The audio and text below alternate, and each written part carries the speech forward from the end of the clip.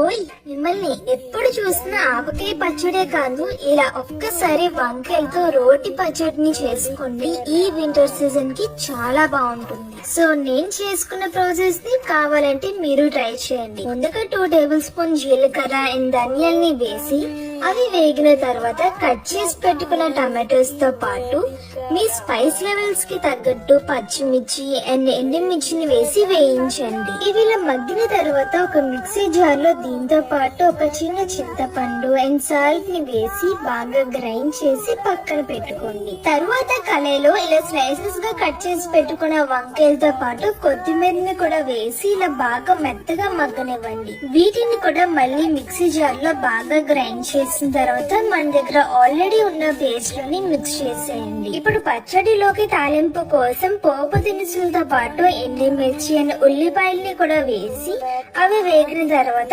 పచ్చడిని కూడా వేసి బాగా మిక్స్ చేసేయండి. అంతే, ఇంకా మన వంకాయలతో రోటి పచ్చడి రెడీ అయిపోయినట్టే. ఇంకా వేడి వేడి అన్నంలో నెయ్యితో పాటు ఈ పచ్చడిని వేసుకుని తినండి, చాలా బాగుంటుంది.